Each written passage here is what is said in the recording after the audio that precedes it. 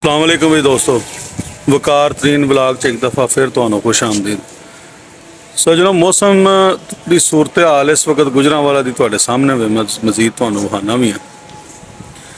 तो गल वही आ गई कि कई लोग अज इंजॉय करन डे ने ते किसानां दी मेहनत का फल ओहदा हुण टाइम आया।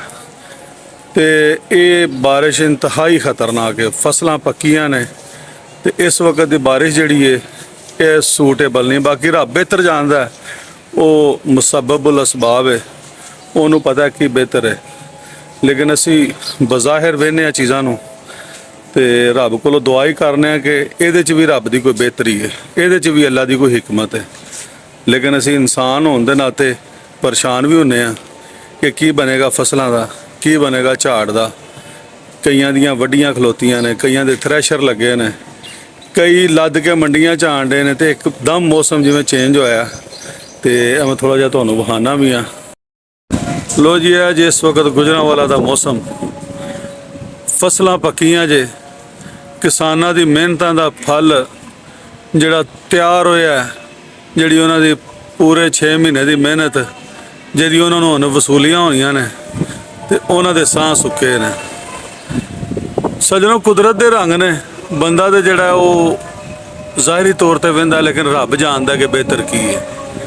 असी तो यही रब को दुआ करांगे कि इस मौसम नूं, इस बारिश नूं भी अपने फजलो करम नाल बाइस रहमत बना ते किसानां वास्ते परेशानी ना बने। तू बेहतर जानना है कि की साडे वास्ते बेहतर है। असी तो इंसान हाँ, असी तो ज़ाहरी चीज़ों नूं वेखने आ ते ज़ाहरी चीज़ां वेख के असी परेशान हो जाते हैं। इस मौसम दे विच बारिश किसानां दी जान कढ लैंदी है। कईयां दियां फसलां बिल्कुल तैयार खलोतियां ने, कईयां ने अज हथ लाया, कईयां दे थ्रैशर चलन डे ने, कई लद के ते मंडियां दे विच आन डे ने ते हर बंदे नूं परेशानी बनी है। तो इस वक्त थोड़ा जिहा मौसम साफ हो गया। थोड़ी देर पहलां ते लाइटां बल गईयां सन ते रात दा समा सी, जिवें बदल जिहड़ा आया, जिवें बिजली चमकी है ते जिवें बारिश होई है। पानी पानी खलो गया हर पासे। तो किसान जिहड़ा है ओहदी परेशानी वो भी वो किसान ही समझ सकता जिहदे ते बीतदी है भाई।